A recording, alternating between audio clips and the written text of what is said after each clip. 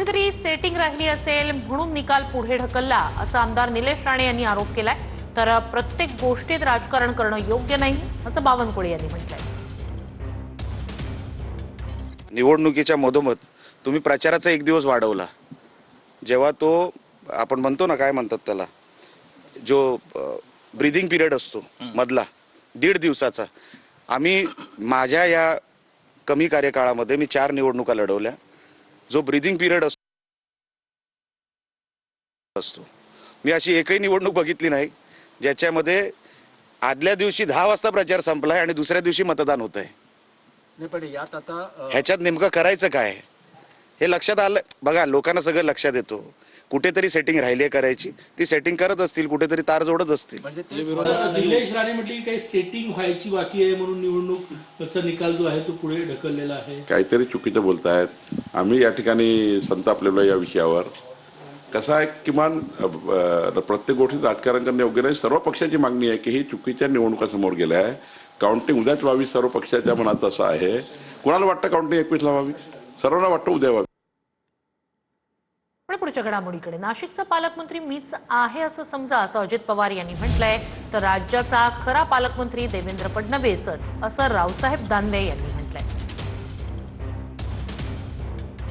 भाजप पण आहे, राष्ट्रवादी पण आहे आणि त्या ठिकाणी उभाटा पण आहे, त्याच्यावरती अडचण करू नका। डीपीसी मध्ये देखील मी मदत करीन। अजून तुमचा पालकमंत्री नेमलेला नाहीये, मीच पालकमंत्री आहे समजा, काय काळजी करू नका।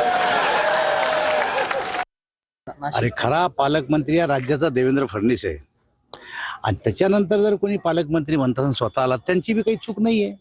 कारण मंत्री अमंत्री आहेत, त्यांच्या खात्याचे ते मंत्रीच आहेत ना, पालकच आहेत ना।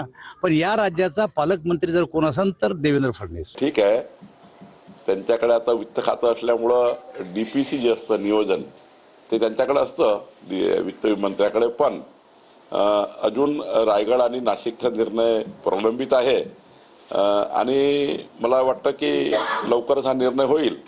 नाशिकमध्ये सुद्धा भारतीय जनता पार्टीचे गिरीश महाजनजी यांना पालकमंत्री पद द्यावं असा आमचा पहिल्यापासून आग्रह आहे आणि मला वाटतं काही फार जास्त राहिलं नाही। मला वाटतं लवकरच त्या ठिकाणी निर्णय होईल। नाशिकच्या पालकमंत्रीपदाबद्दल अजित पवार बोलले की जोपर्यंत पालकमंत्री नाहीये तोपर्यंत मीच नाशिकचा पालकमंत्री असं अजित पवार। ठीक आहे, शुभेच्छा आहेत माझ्या त्यांना, काही हरकत नाही। पुढच्या घडामोडीकडे, सांगलीच्या जतमध्ये पोलीस आणि भाजप कार्यकर्त्यांमध्ये वाद झालाय। जतमध्ये मतदानादरम्यान गोंधळ झाल्याचा प्रकार घडलाय। मतदान केंद्रावरून बाहेर काढण्यावरून हा वाद झाला।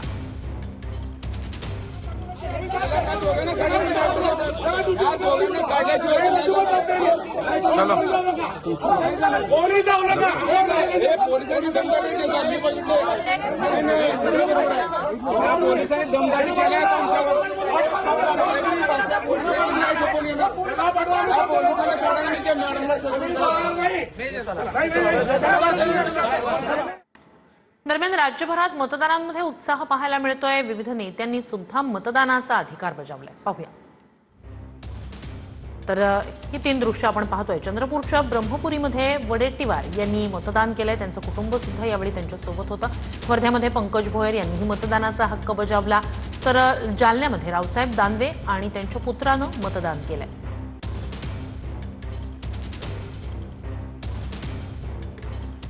तर 6 महिन्यात देशात आणि राज्यात राजकीय फेरबदल होणार असं खासदार धैर्यशील मोहिते पाटील यांनी म्हटलंय। दहशत असतील तर अकलूजची निवडणूक अनगर सारखी बिनविरोध झाली असती असंही त्यांनी म्हटलंय। 6 महिन्यात देशामध्ये काय बदल घडतायत हे दिसून येईल तुम्हाला सगळ्यांना। नगरपालिका निकालानंतर काय घडामोडी घडतील का राज्यात? नाही, 5-6 महिन्यात होईल सगळं, आता नक्की होणार। हे गाव फक्त आमच्या कुटुंबावर प्रेम करतं आणि आमचं कुटुंब सुद्धा गावावरती तेवढंच प्रेम करतं। दहशत असती तर अनगरसारखं झालं असतं। अनगरच्या त्या ताईंना न्याय मिळाला असं वाटतं? मिळाला, तर आता पुढच्या याला अजून काय काय उद्योग करतायत बघायला लागेल ते सगळं। तर आमचे इथं गावचं प्रेम आमच्यावर आहे आणि आमचं गावावर आहे। गाव उत्तर देईल मताच्या रूपातून आणि ते दिसून येईल सगळ्यांना। तर बावनकुळे, चंद्रशेखर बावनकुळे यांनी पृथ्वीराज चव्हाण यांच्यावर टीका केलेली आहे। मंत्री चंद्रशेखर बावनकुळे यांनी पृथ्वीराज चव्हाण यांच्यावर टीका केली। राहुल गांधी 2047 पर्यंत पंतप्रधान होणार नाहीत असंही बावनकुळे यांनी म्हटलंय। एप्स्टीन नावाचा माणूस अमेरिकन आहे, तर त्याने खूप बेकायदेशीर कारवाई केल्या। आणि त्यामध्ये सगळ्या राजकीय पक्षाच्या पुढाऱ्यांना, मोठ्या लोकांना त्यामध्ये गुंतवायचं आणि त्यांच्याकडून चांगला वाईट कारवाई करायची, अशी ती हा प्रकार अमेरिकेमध्ये गेल्या 6 महिन्यापासून गाजतोय. आपण काही लक्ष दिलं नाही, कारण आपल्या डोक्यावरचा विषय आहे. पण मी काय बोललो, एक वाक्य बोललो, त्याचा तुम्हाला अर्थ काय काढायचा तो काढा. मी काय म्हटलं की मराठी माणूस पंतप्रधान होण्याची शक्यता आहे, यातून काय अर्थ काढायचा तो काढा. साहेब, पृथ्वीराज चव्हाण वगैरे लोक आहेत नाही पिसाळलेले आहेत. आता झालं ना पृथ्वीराजजी आपलं, आता कशाला तुम्ही ह्या फाईल्स आणि ते पंतप्रधान बदलणारा वगैरे. राहुल गांधी निश्चित होत नाही 2047 पर्यंत, हे आपल्या देशाला माहिती आहे. त्यामुळं चुकीच्या पद्धतीचा संभ्रम निर्माण करणे, काहीतरी फटाक्याची लढ टाकून देणे, ते फटाके फुसके निघतात. जळगाव मुक्ताईनगरमध्ये रक्षा खडसे आणि पोलिसांमध्ये बाचाबाची झाली. रक्षा खडसे मतदान केंद्रावरच पोलिसांवर संतापल्या. भाजप उमेदवाराला पोलिसांनी मतदान केंद्रावर अडवल्याचा आरोप रक्षा खडसे यांनी केला. नाही जमत ना तुम्हाला, बघा सगळ्यांना सारखं ठेवा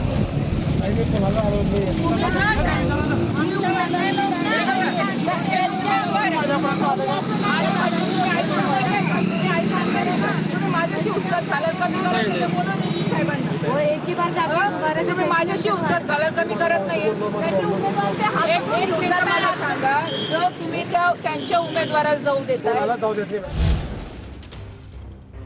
तर जळगावच्या मुक्ताईनगरमध्ये मतदान केंद्रावर चंद्रकांत पाटील आणि एकनाथ खडसे आमने सामने आले. शिवसेनेचे आमदार आहेत चंद्रकांत पाटील आणि एकनाथ खडसे इथे आमने सामने आले. दोघांची ही वाहनं समोर आल्यानं गोंधळाचं वातावरण निर्माण झालं.